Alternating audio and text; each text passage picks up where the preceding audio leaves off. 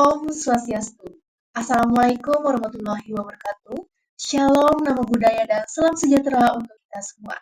Perkenalkan, nama saya Madhya Stajio Kiswarupa dengan NIM 2309511039, di mana pada kesempatan kali ini saya akan menjelaskan mengenai salah satu kasus, yaitu klamidiosis pada kucing.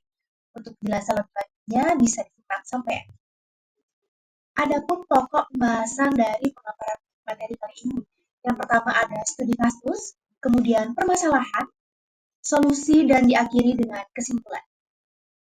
Baik, selanjutnya merupakan studi kasus yang sudah saya temukan, di mana seekor kucing kitten berumur 25 hari yang datang dengan keluhan mata kanan bengkak, kemerahan, bola mata menonjol keluar, jaringan pada mata kanan sudah rusak atau mengalami nekrosis, dan keluar banyak daerah kental kuningan. Kondisi mata kiri juga tampak sama, yaitu sedikit bengkak, kelopak mata menutup, kemerahan, dan ada leleran kental keputihan. Di mana menurut keterangan owner, dua kucing dewasa di rumahnya juga memiliki kondisi yang sama, di mana mata rada kemerahan berair lebih dulu, dan kucing kitten yang lain juga mengalami hal yang sama namun tidak separah pada kucing.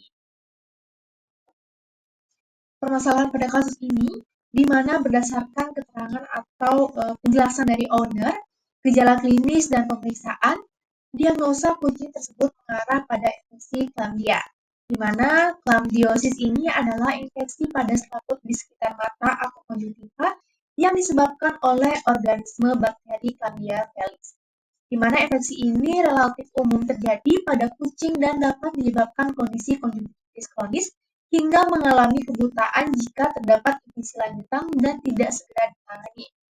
Di mana meskipun kucing dari segala usia dapat terinfeksi, penyakit ini paling sering terlihat pada kucing kitten atau kucing yang sering dipelihara dalam kelompok.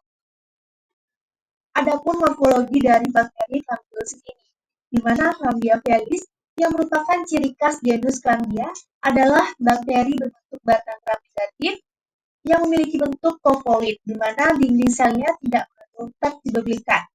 Sebagai parasit intraseluler obligat, bakteri ini tidak memiliki kemampuan untuk bereplikasi secara otonom atau genomis. Selanjutnya merupakan epidemiologi, di mana Chlamydia felis merupakan patogen utama penyebab konjungtivitis pada kucing dengan prevalensi tinggi terutama pada lingkungan dengan banyak kucing seperti kandang pembiakan, tempat penampungan, atau populasi kucing liar, di mana penularan utama terjadi melalui kontak langsung, khususnya melalui sekresi mata. Komites dapat berperan dalam lingkungan yang sangat terkontaminasi. Meski jarang, ekskresi melalui rektum dan sistem genitourinary juga telah dilaporkan, di mana infeksi seksual belum terbukti meskipun organisme ditemukan dalam cairan vagina beberapa kucing yang terinfeksi. Baik, seperti yang terlihat pada PPT, ini merupakan gejala klinis yang dialami oleh kucing yang sudah terinfeksi dari bakteri Chlamydiosis itu sendiri, di mana terdapat keluarnya leleran pada area mata, kemudian kelopak mata dan konjungtiva memerah, bengkak, pada kucing juga sering menggosok mata, tidak nafsu makan, demam yang sangat tinggi, dan juga mengalami flu. Untuk penularan dan predileksi, di mana penularan utama terjadi melalui kontak langsung antar kucing, terutama melalui sekresi mata yang terkontaminasi. Biasanya proses grooming antar kucing menjadi jalur penyebaran yang umum. Selanjutnya ada benda yang terkontaminasi, di mana pada permukaan atau benda seperti tempat tidur, mangkuk makanan, atau mainan yang terpapar, sekresi kucing terinfeksi dapat menjadi sumber penularan, terutama di tempat yang padat seperti tempat penampungan atau peternakan. Dan yang terakhir, ekskresi rektal dan genitourinary, di mana pada kasus ini telah dilaporkan meskipun jalur penularan ini kurang signifikan dibandingkan penularan melalui kontak langsung. Selanjutnya ada predileksi, di mana chlamydiosis biasanya ditemukan pada hewan terutama kucing, di mana infeksi ini umumnya dimulai pada konjungtiva, menyebabkan konjungtivitis yang sering kronis, di mana infeksi dapat menyebar ke saluran pernapasan atas yang menyebabkan gejala seperti bersin dan keluarnya cairan dari hidung, di mana infeksi di saluran pencernaan dan genitourinary bersifat sekunder dan jarang menimbulkan gejala klinis yang signifikan.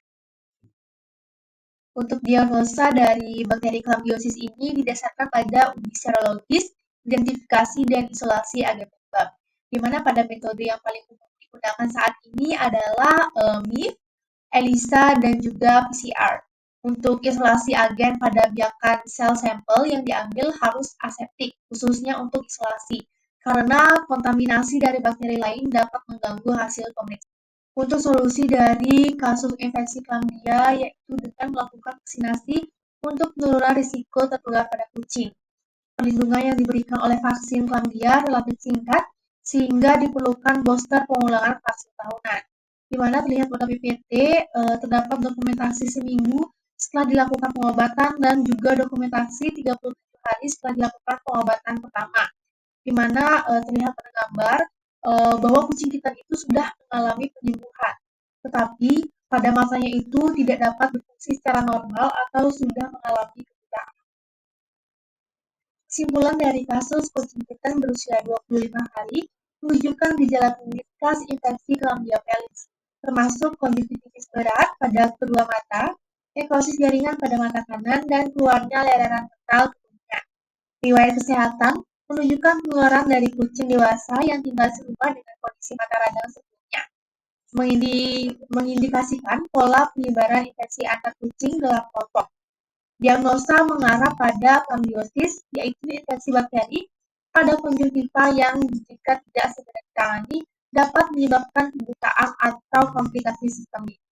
Infeksi ini sering terjadi pada lingkungan dengan populasi kucing padat dan kondisi kebersihan yang kurang optimal. Penanganan memerlukan pendekatan medis, pengelolaan lingkungan, serta langkah pencegahan untuk menghentikan penyebaran infeksi pada kucing lain di rumah.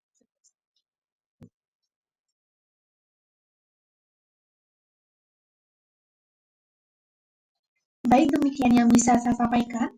Saya ucapkan terima kasih dan akhir kata saya tutup dengan Om Santi Santi Santi Om. Wassalamualaikum warahmatullahi wabarakatuh.